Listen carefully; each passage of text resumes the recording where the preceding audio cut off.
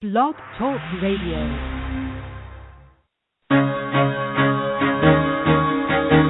Carol the Coach. Sex, love, and relationships. We talk about it here. Carol the Coach. Compassion with contemporary relevance. I am a psychotherapist. I can be your personal life coach, and I can help you with your issues. There are no problems too small or too big. You can talk about anything. Speaker, columnist, radio TV host, and commentator. Carol the Coach brings messages of wellness and empowerment within reach of everyday people every day. Almost 5 years ago, I lost my soulmate in an accident. He was killed in a plane crash. Life just, for me, has seemed to stop. There are groups all over the city. I teach one. It is a specific way to start thinking so that you shift how you see the world, which then shifts your energy, and then you feel better and you actually see things differently. Carol the Coach, always available too at carolthecoach.com. Now I've got Russell on the line. I'm 47 years old. I'm a truck driver. I'm married. I have a wife in San Francisco. Okay. I haven't been home in 6 months.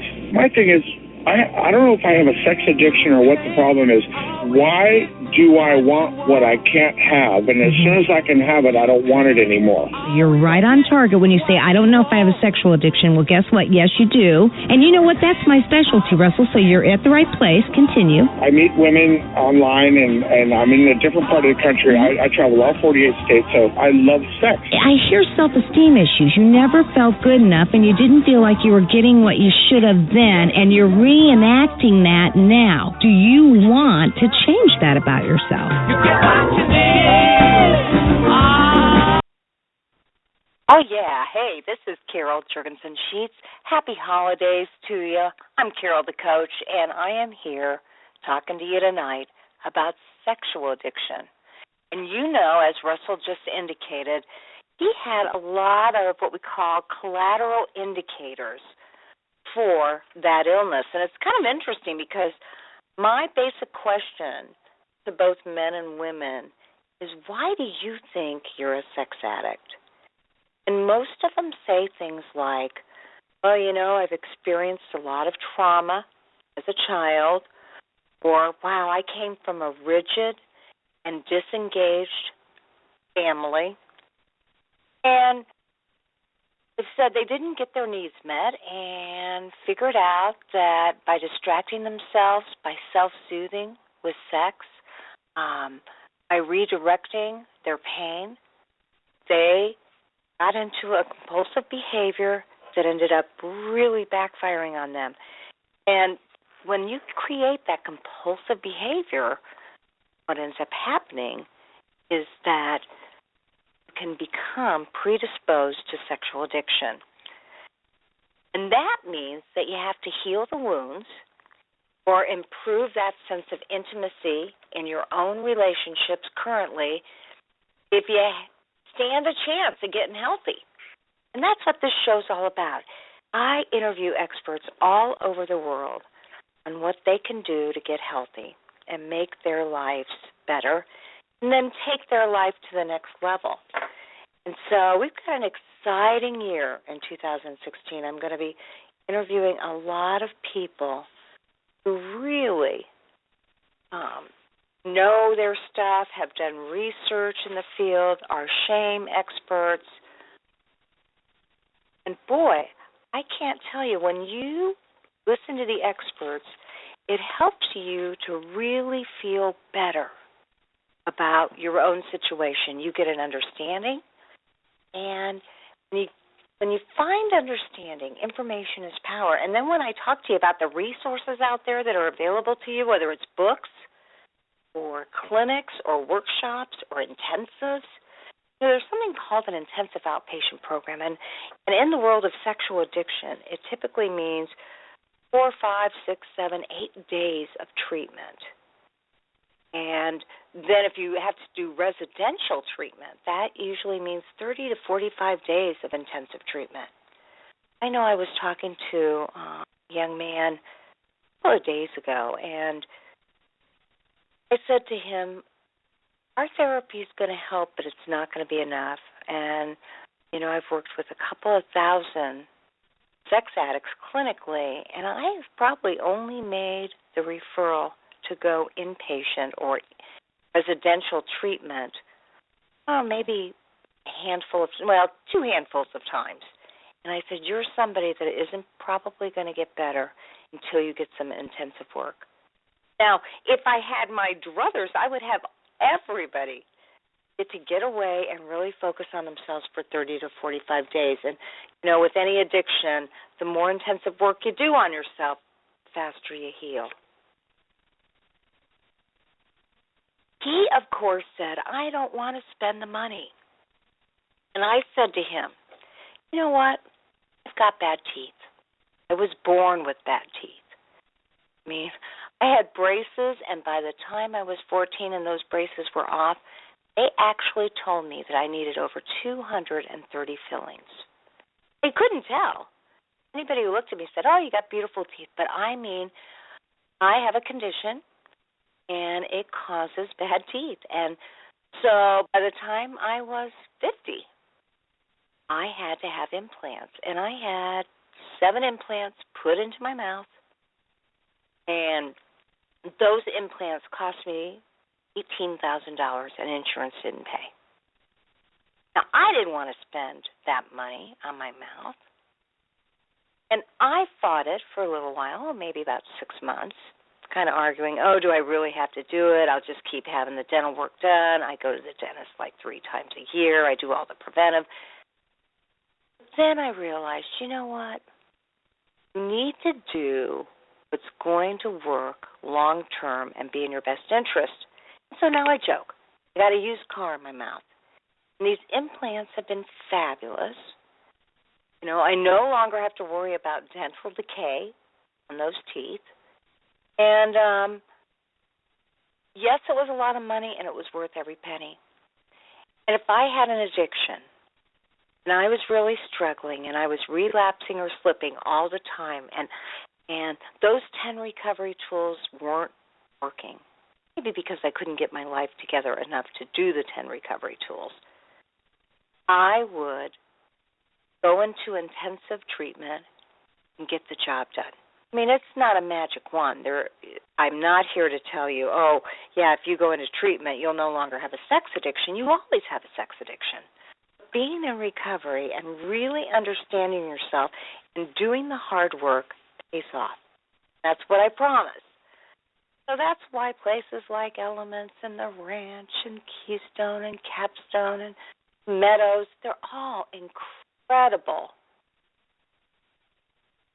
They're incredible facilities that really help you to gain a hold on the work that you need to do. I cannot recommend it enough. So I would highly recommend that you do it. And again, I have to tell you that clearly, when you invest in yourself, when you do the hard work, it pays off. And that's what I promise you, your whole life. Now tonight, we are going to be talking with a woman,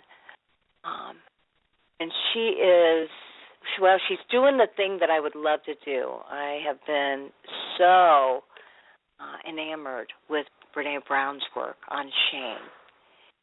And I got to tell you, Stacy Korfist has been certified to do shame work, has been certified to do Brené Brown's work. And I asked her if she could come on and talk about that. And there was some sort of glitch in that, she's not really supposed to represent the work via the media. I kind of get that. If she had something wrong, which Stacy won't, she's an expert in the field, they don't want anybody misrepresenting the work. So Stacy has done a great job of learning and treating shame. And so she's going to be talking about, what is sexual addiction recovery work and how do you work with shame within that work, because it is such an instrumental part of, it's a byproduct of sexual addiction. You've heard me say it before. I bet you could repeat it right now without me going any further. It is the addict that carries the shame and the partner that carries the pain. And we're going to talk with Stacy about, are there shortcuts to shame work, and, what are her common themes, because this woman runs workshops, and she just does a great job of working with clients through her practice. Website is www.branchescenter.com, and she really has made it life's mission to help people recovery. If they have eating disorders, work on that. Deal with sexual addiction and love avoidance. And so I feel absolutely thrilled that she is willing to come in and talk to us the week after Christmas. This is a week that a lot of people really work diligently on relaxing. So really admire that about her. And, Branches offers a lot of outpatient counseling and educational services for children and adolescents, adults, and families. And she uses an integrative approach to treatment. And that's why she's so good at what she does. The workshop curriculum that she uses through Dr. Brene Brown is developed to help men, women, and adolescents learn how to show up, be seen, and live braver lives. Live brave. That is Brene Brown's signature statement. So can't wait to talk with her and find out more about that. And I almost always, invariably, share with you a little history on people that I've worked with, and whether they be clinicians or therapists. They just do a great job of maximizing, if you will, knowledge they have and take it to the next level for my listening audience. And, I know that majority of listeners are either addicts or their partners, and they're wanting to understand this disorder more.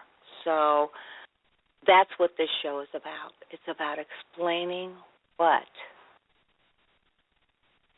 works and what doesn't, and how to get healthy. And unfortunately, there is a lot of shame in talking about sexual addiction, but this situation is exploding. Got into this field because I was getting a lot of calls about kids that had compulsive sexual behavior. And teachers and administrators and counselors did not know what to do. And so I feel so fortunate to be able to help them, having been certified by ITAP, which is the Institute for International Addictions. And what we know about sex addiction is that there is typically multiple addictions. So, maybe you have an eating disorder and you have a sexual addiction.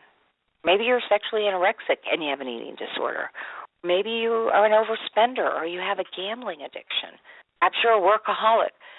There's addictive behavior that shows up in lots of different ways. And I'm just so thankful that we have this show to disseminate information and make you feel better about it. You can always email me at carolthecoach@AOL.com, or you can go to my website, which is www.sexhelpwithcarolthecoach, and I will always do my best to get you to the right places. I typically don't say this, but I do Skype and phone coaching for a fee, to get you the right resources, because what we know as CSATs is that there are not enough available counselors yet, but I promise there will be if you just hang in there, to offer you the specialized training that you deserve. And so if you are wanting help, what you can do is go to sexhelp.com put in your zip code, and find out who is certified and trained in your area who can help you. So I just really admire the fact that, clearly people that are certified have spent a lot of money, providers of services that they can be. So, Stacy, welcome to the show. How are you? Oh, I'm great. Thank you, Carol. Oh, I'm so pleased that you were willing to do this because I was telling my listening audience earlier that clearly you have gotten some incredible training from being a C to also and doing the Brene Brown work, and you've made it your mission to learn the most you possibly can about shame and shame reduction and recovery from shame. So tell me a little bit about what directed you into that path. Well, you're right. And I think paths find us sometimes, if we get out of our own way. And the thing I like about the Brene Brown work with shame resilience in particular is that the trainings that I like are the trainings that make us do our own work. I never want to ask someone to do something that I haven't yet attempted and addressed myself. And so what I like about shame, first of all, it's universal. Anyone that says they don't have it is lying. Is that we all have it. It's universal.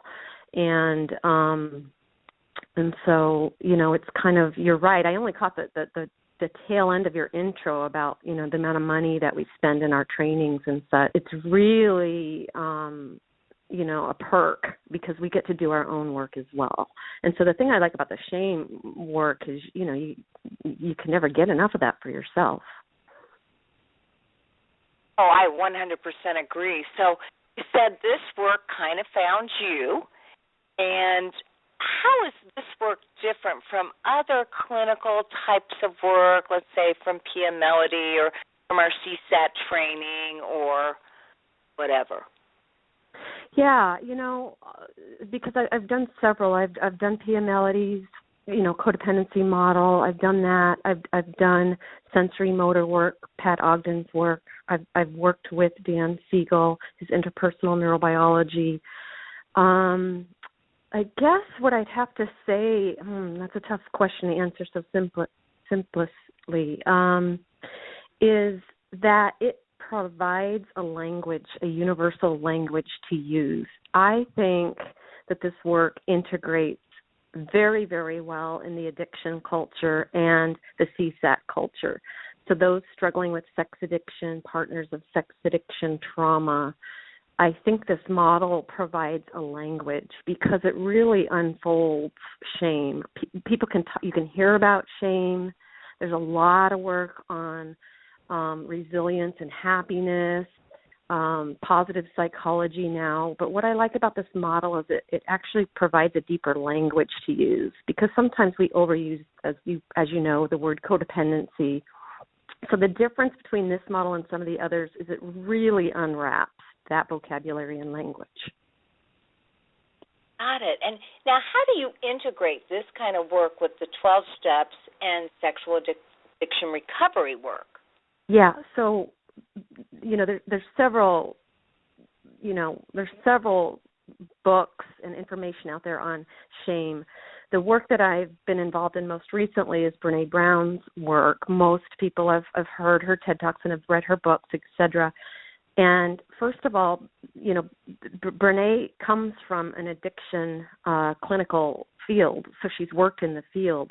It works very, very well because if you think about shame and vulnerability and you think about what shame does, it actually disconnects. We want to disconnect and hide when we're feeling shame. And if you think about the 12 steps and you think about what that's all about, think about the logo of 12 steps, integration, connection. So Brene's work and the shame resilience work is about connection. It is about being vulnerable. And it integrates with the 12-step model superbly, in my opinion, and in the opinion of most of the clients that have done the work.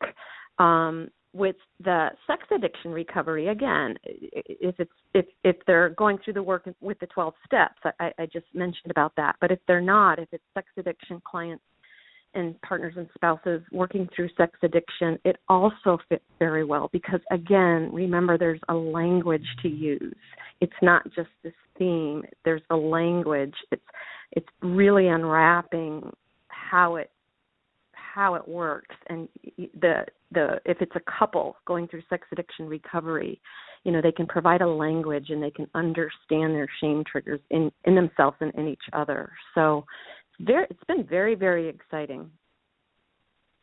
Absolutely. Now, I'm sure that you use this work both in individual and in group therapy. Can you give us a little example of how you use it in both types of settings? Sure. I think it works well in both. I'm always an advocate of the group work. Sometimes people are ready to really unwrap this on an individual basis.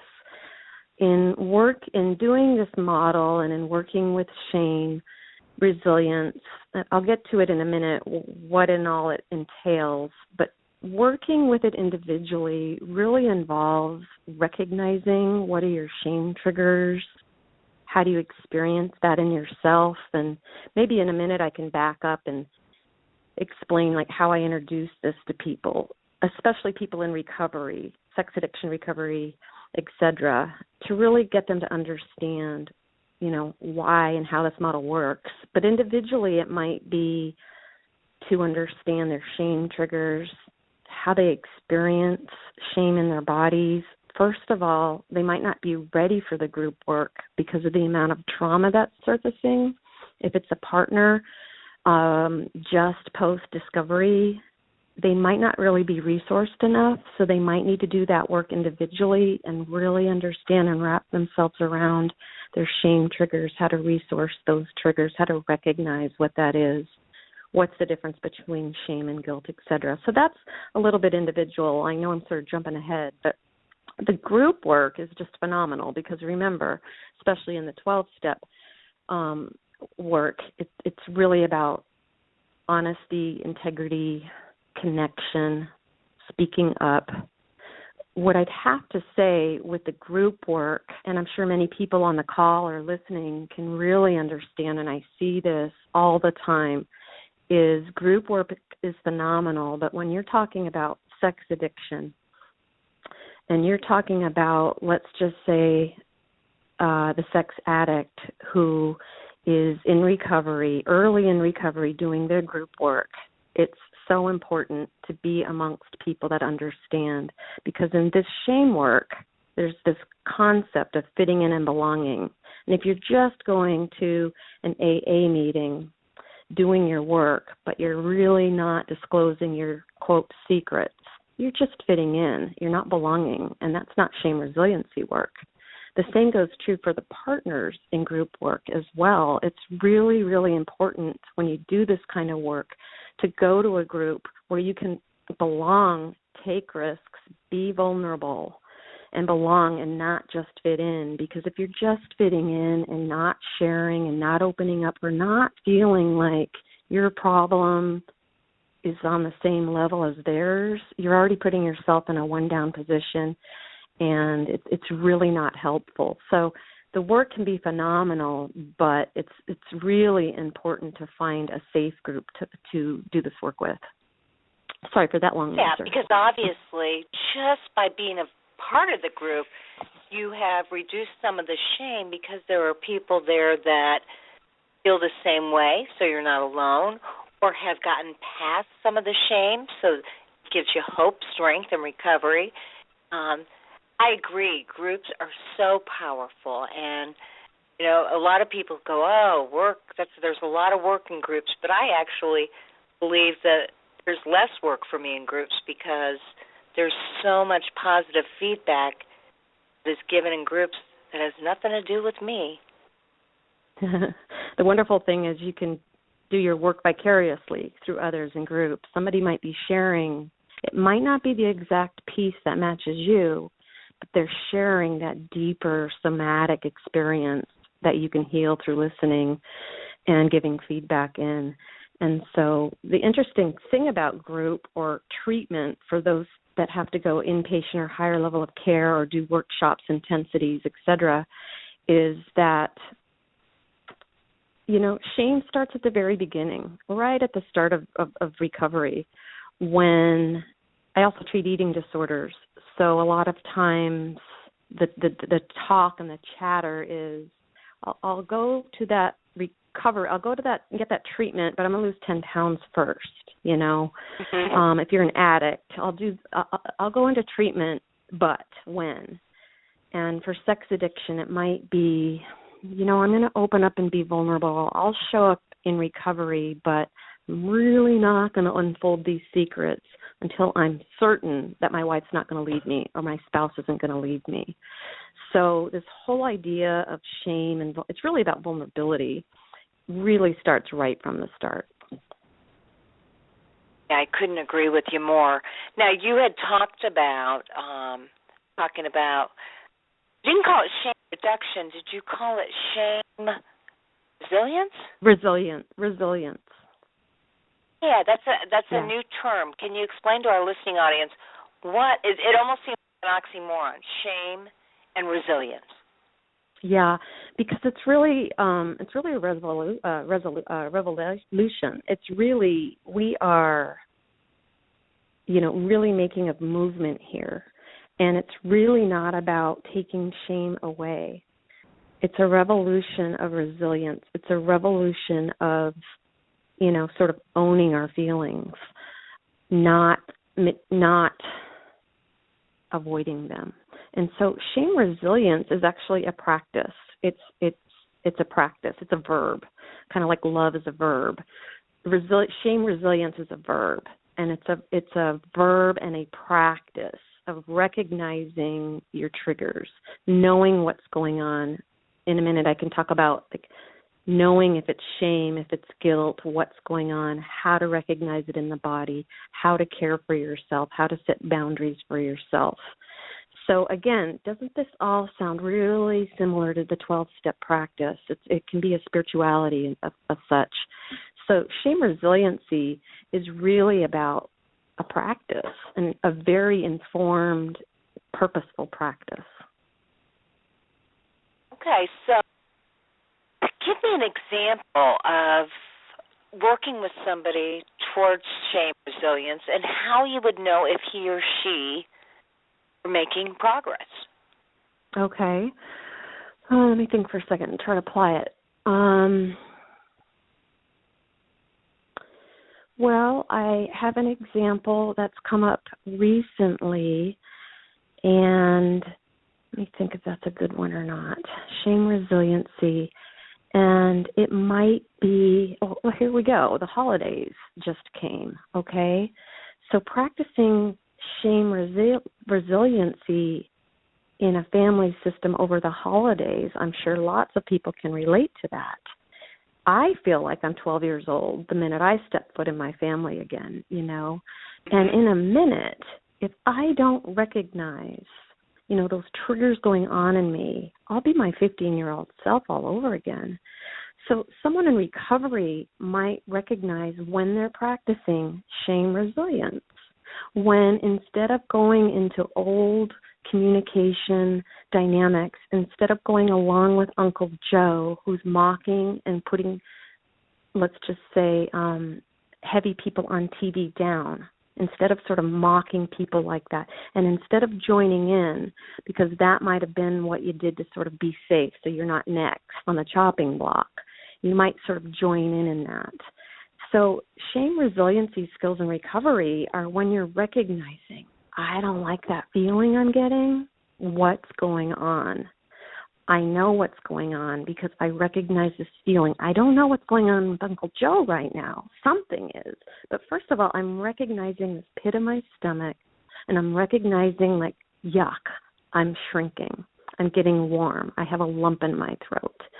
And then it's paying attention to that cue, saying, I know that people putting down body image is a trigger for me. That's what's going on there. So you know what? I don't have this all under control yet, but I know I'm going to excuse myself from Uncle Joe. I'm not going to make a scene, but I'm just going to walk into the other room. Or I might say something. So there's lots of ways you can practice that. But practicing shame resiliency is recognizing what's going on for yourself and setting boundaries for yourself so you're not re-traumatized. And then in the end, you feel really good about it. It might not work out perfectly. You might not be able to speak up to Uncle Joe, but you might be able to leave the room and recognize, wow, that's something I've never done before. And so that's just an example. And we practice these things a gazillion times a day. Absolutely. So then, obviously, that's a great example of shame resilience because you don't end up having to engage or join in when you don't agree, and you remove yourself from the situation, and therefore you detach from it. Mm-hmm. Right. So there's basically 4 elements to the shame resiliency work, and I'll go through them briefly, and then the first one is, like I said, recognizing shame and shame triggers, okay? So I kind of talked about that. I'll go through them all 4, and then I'll kind of dice them up. Recognizing shame and shame triggers, practicing critical awareness to shame and shame resilience, reaching out and telling our story and having a life with values and integrity, and speaking about shame by asking and sharing and connecting. So, that's really vague, but those are the 4 elements of shame resilience work. Okay. So the first one, you want me to just keep going a little bit? Absolutely. Okay. So the first one is recognizing shame and shame triggers. Well, I already gave you a little bit of an intro on that, and that is asking yourselves, what is shame for me? How do I define shame? There is a definition of shame, which is, I'll give you John Bradshaw. I love, years and years ago, I love what he always says about shame and embarrassment, and he calls it, that's why they call it embarrassment, because you're caught with your pants down, embarrassment, and I get a kick out of that all the time.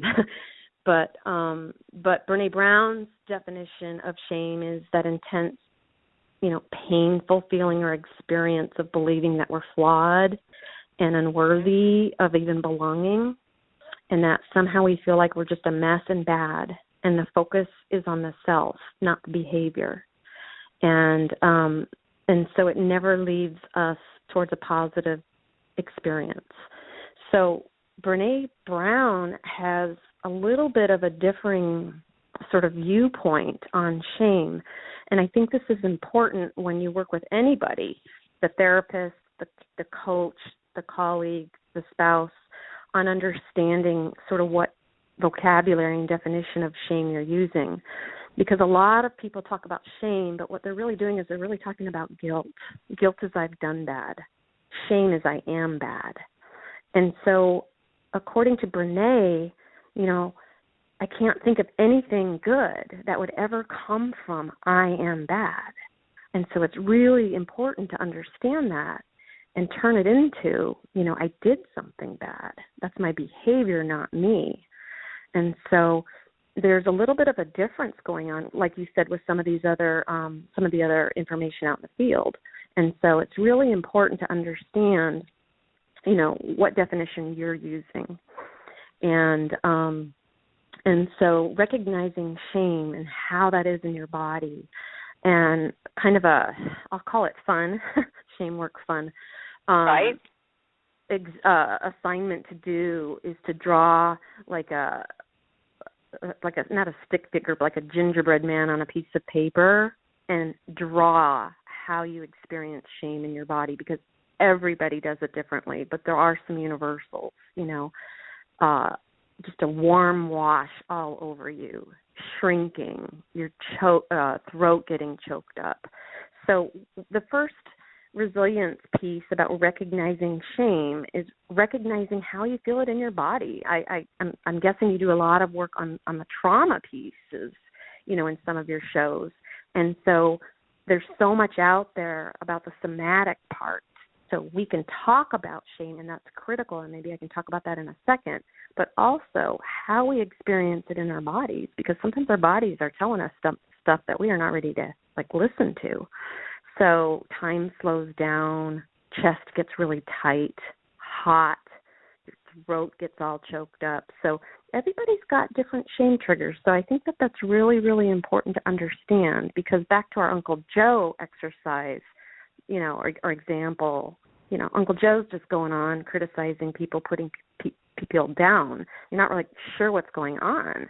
So in the past, you might just sort of be lost in that, dissociative even throughout that.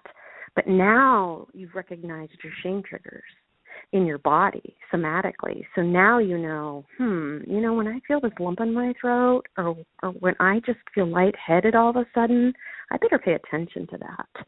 And so that right there with the shame resiliency work, that's a huge piece of understanding and having your own definition of how you experience shame. And it changes, of course, And then to practice critical awareness about that.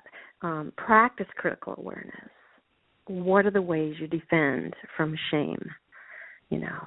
How nobody wants to feel that. Who wants to feel shame? It's very uncomfortable. Be very, very aware of how you defend against that. And doing the work, oftentimes it's broken down into 3 ways, really. And the first one might be moving away. We become very small, quiet, isolate, disappear, show up late to our therapy appointments, avoid, no-show, all of those things. So some people cope with shame by doing those things. Others get angry, criticize, like Uncle Joe. Aggression, put-downs, personal attacks. It's all over our politics, We want to disgrace a female politician. But because we don't believe her political opinions, we're going to criticize her pantsuit. So this kind of stuff is all over, our society. And then, so that's moving against.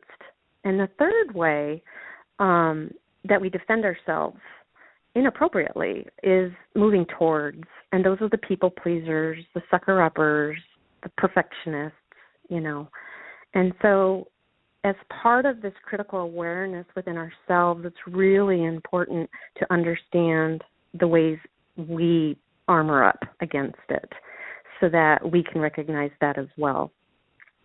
And it sounds a lot like our family systems if you think about it.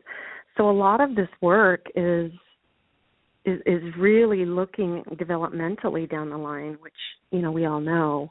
But how did we learn those defenses? If we learned with our Uncle Joe example, we learned to be quiet and laugh and please, and that would be moving towards. Joke along with Uncle Joe, and now we've got that as an example. Ooh, when I align, with those people putting down heavy people, etc., I know that is a defense that I'm using against shame. And so that's really important critical work to do in recognizing it. But I want to back up just a minute to talk about shame, because remember I said it's really about dissecting it and really breaking it down.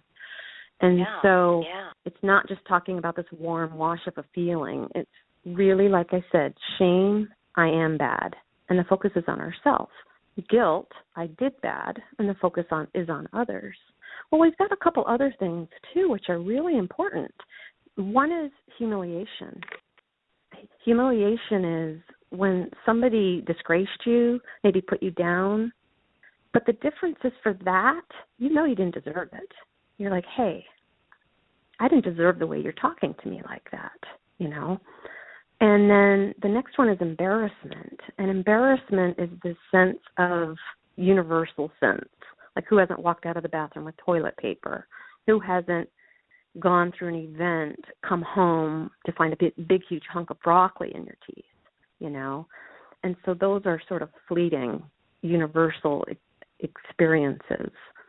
And so by using this language of what shame, guilt is, we can really break it down a little bit more and be objective about it.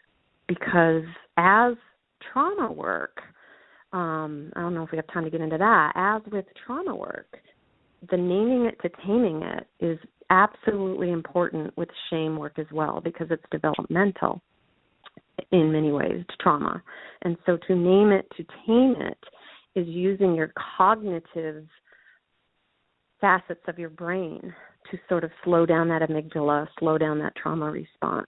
And so by slowing this down, saying, wait, is this shame? Is it guilt? No, this happens to others.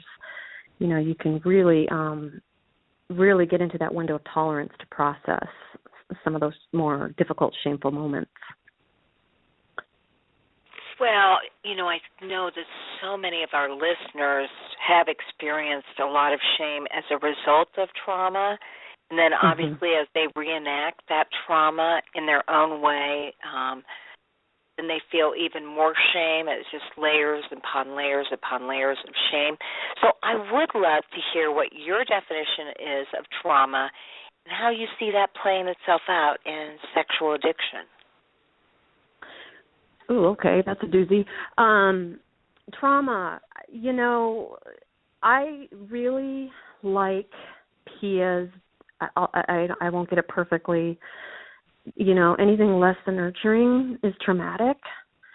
Now I will talk about that in reference to shame work, because one of the armors that we use for vulnerability, because we armor up against vulnerability. We don't want to feel vulnerable. We armor up. One of the ways we do that is perfectionism. That's a biggie. But another biggie is comparing suffering, you see.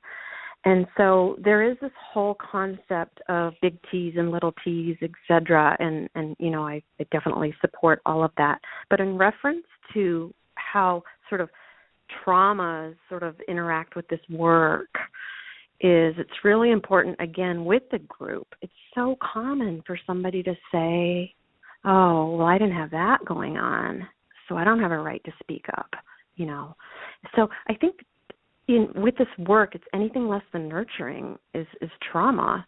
Now, again, there's always the big T, the little t, and some of that deeper work. But as long as we are comparing our suffering to others and making ours less than, we're in shame. And so it's really, really important. That's why I like group work, because those things and those comments pop up. We want to compare all the time, especially when we don't have the big T traumas and we're minimizing our little t traumas of abandonment, avoidance, etc. And so it's super, super important, again, to really back it up with that first phase of recognizing shame and vulnerability and how we armor up against it. So a lot of times we don't even recognize trauma until we start opening up this work. We think we had a very nice, I had a good family, everything was good. We hear that all the time until we sort of start breaking this down. And then all of a sudden you've got that warm wash of shame when you realize I didn't have a perfect childhood. It was less than perfect. I didn't get my needs met. And that, again, can bring on these waves of emotion. And that trauma has to be weaved and integrated into the work. Yeah, and interestingly enough, you had described earlier that trauma is about feeling bad, not guilty, not that you've done something wrong or that you've done something bad, but that you are bad. And what we know about sex addicts is that many of them were traumatized as kids. Either they were emotionally, physically, verbally, sexually abused, and they have such shame around that it almost creates a compulsivity that then they reenact as they get older. And so obviously you were talking about shame resiliency earlier, but my experience is when a client figures that out, that they have reenacted that, possibly even to feel some control and power over a situation that they absolutely had none as a child, they're less harsh on themselves. They're able to accept that they didn't know any better, and of course then they work on that progress, not perfection thing, and that coupled with a great fellowship really allows them an opportunity to make changes that are healthy and to give back and to depend on something other than themselves to make changes. And so it all is interwoven. And don't you find that at least 40% of your sexual addiction population has had serious trauma as a kid? Not little T trauma, big T trauma. I would agree with that. And I would throw a wrench into this. It's not really a wrench. It's like a road bump into what you're just saying, because you described, I do a lot of work with couples. A lot of my work with sex addiction is treating the couple. And so what I find a lot of, and again, this is where the shame work and using this language and understanding all of this process comes in, because what you just described, let's just say with sex addiction, is the addict unlocking shame, really wrapping themselves around resiliency, giving themselves the compassion they need, that they aren't their behaviors, reaching out with support. So what you talked about is actually connection. So when you release shame, you start to connect with others, and it feels really good. Tears and you can, because to feel like you belong and you're worthy again. It feels really good, really empowering. And also what happens, the wrench is coming, get ready. So what happens is the secrecy is gone. So the thing about shame is it's about secrecy, silence, judgment, and cat's out of the bag, and you're connecting now, and it feels really, really good. Now I'm going to throw the wrench in, because what often happens all the time with couples is here's this partner now, here's a spouse or partner who wasn't aware of the secrecy, shame, and silence and, all of this, sort of got blasted with discovery, right? So all of a sudden the partner feels like tag I'm it, and they feel sort of cheated, and they have this bomb on them where they're feeling like their spouse, and they're invested in their recovery, and their spouse is feeling really good about their work and themselves. They're feeling really good, while the partner is still in that highly traumatized place, not quite ready for group yet, not quite ready to expose the shame, and they're sort of feeling like, well, great, you feel great, now I feel like crap. And now I've got all these secrets, and where's there a group for me? Here you are sharing yourself, feeling really good, sponsor, etc. I'm not quite ready for all that yet, and I'm just suffering alone with this. And so by having this model to explain what's going on and explain it using terms, using also the trauma model of naming it to tame it, etc., really, really, I think really helps quite a bit, and also can really kind of speed up that really uncomfortable phase that couples go through. That is a great point, and you're right. It's almost universal that the addict feels that shame, that they're so hungry for that connection, and it does leave the wife, typically, sometimes the husband, depending on who the addict is, looking and feeling like they've been betrayed again, because now not only has the partner betrayed them, but now the partner's getting healthy and they don't have the same resources to feel that same sense of inclusion and hopefulness. Right.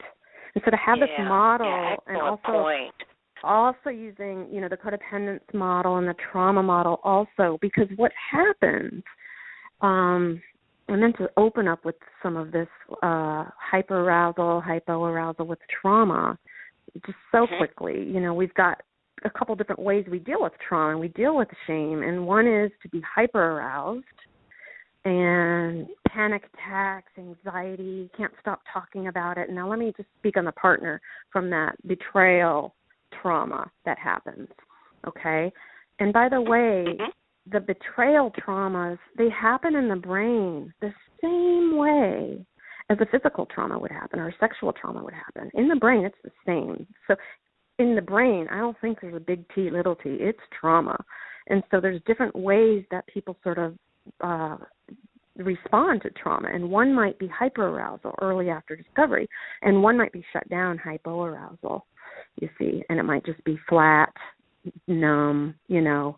And I hope I'm not losing my track a little bit here, but to get in that window of tolerance where recovery can happen is really important, I think, to use this model in alignment and integrative with the trauma model to really explain what's going on. Because, and remember, I think when we can understand what's happening and wrap our prefrontal cortex around maybe what's happening to our emotions, we can, you know, get what Dan Siegel calls that gabagoo in our brain, that part that can kind of calm down the amygdala by using our cognitive senses.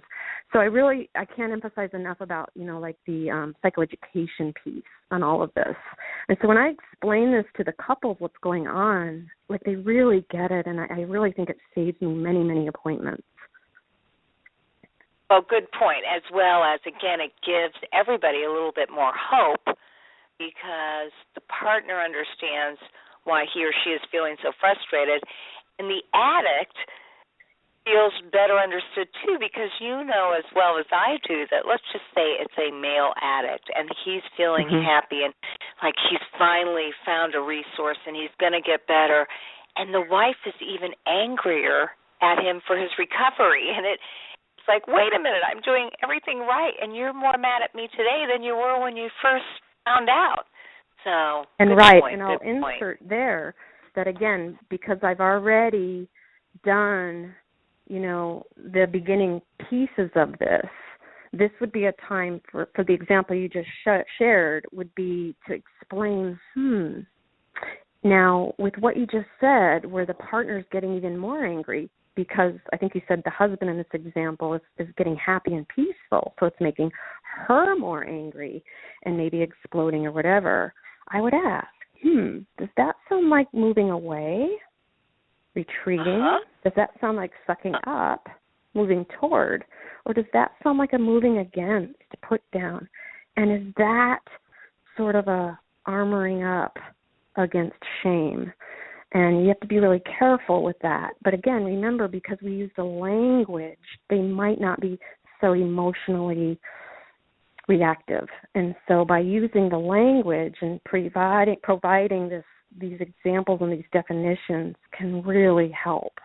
Because if you allow, you know, that partner to be hyper aroused and explosive towards the spouse, the partner's really not being aware that that's a maladaptive shame response, you know.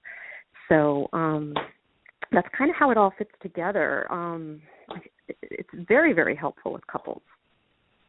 Oh, I bet. Now, help me to understand, because obviously you really believe in groups and you provide individual therapy. I was looking at your workshops and your website, because you do a variety of workshops and lectures. So tell everybody a little bit about that and how they can find out more from your website. Sure. It's branchescenter.com, branches like the tree center.com. And I'm just getting ready to launch I haven't even loaded up the 2016 workshops, etc. So, you know, I'm getting ready to have their 2-day intensives with this work. So what's important in doing some of the shame resiliency workshops is that there is some resourcing. Remember, you need to be a little bit resourced to do some of this work. So there's a pre-screening that's necessary to do that, to make sure there's some support. Those tend to be 2-day workshops, usually on a Friday, Saturday, and I'm getting ready to load those up within the week. But another piece that I feel quite strongly about is the educational component. So I might do an hour and a half workshop or educational piece on just describing what I just described with you. Is what is this shame resiliency stuff? What does it look like? Let me get my buy-in. Or it might be a workshop on explaining the drama triangle. That's another lecture. It's a 1-hour lecture. Because remember, I do believe in group, but I also believe, I believe in, it's going to sound kind of corny, but I really believe in having a love affair with your brain, falling in love with the brain, really understanding, naming to taming it.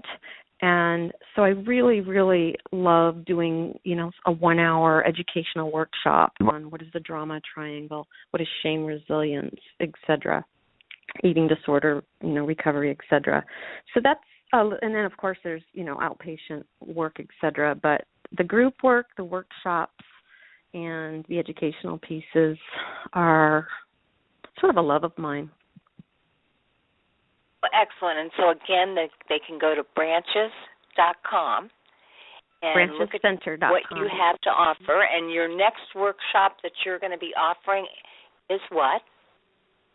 It's going to be in, I believe, the end of January. I don't have it with me, but if they log on in about a week, everything should be booted up. I also give a lot of public presentations, so those should get loaded up as well. So sometime in January, I don't recall when the date is. Got it. Okay. So clearly they can go to your website in about a week and see exactly what it is that you're going to be providing. And Branches is located where? Well, there's two locations. We're in Southern California, and there's one in the Temecula Valley area and one in Redondo Beach area. The Redondo office is a little bit smaller. The larger center is in the Temecula area. And then anybody in treatment centers, I do a lot of the lectures, et cetera, in treatment centers, et cetera. So Southern California. All right. And as we begin to close, Stacy, is there anything else that you would like to add? Because I feel like we just got started and we had to end, but I really appreciate all the information you disseminated tonight. Anything else you want to add to our listeners who are addicts, partners, and some clinicians? I think I would just say you're right. First of all, thanks for that validation, is that, I've got this spread of pages that I wanted to talk about, but as you see, there's just so much to it. I would just say for everyone, clinicians, clients, partners, everyone, is just to continue to be curious, just continue to be open and curious, because I think as a field we are. I mean, the stuff that we're learning in the field is just incredible. And I really appreciate the positive psychology side of things and where we are in the field as far as practicing self-compassion. And I think what inspires me the most in doing my own work is Kristen Neff's self-compassion mantra that I just practice all the time. And you have to recognize when you're suffering. So that has to do with shame. And when you do recognize that you're suffering, is just to say Kristen Neff's mantra, and that's, this is a moment of suffering. And may I be gentle on myself right now. And may I use the tools to take care of myself. Because suffering's universal. Suffering's a part of life. It happens. And I think by using that mantra, we're not trying to hide shame and hide vulnerability, but we're able to recognize it and slowly walk through it and be resilient through it versus avoiding it, hiding it, sneaking around it.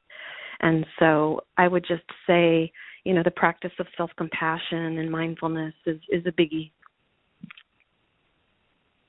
Well, thank you so much for sharing that. I know you gave our listeners a lot of hope, and I look forward to talking to you again soon in the future. Thanks, Stacy.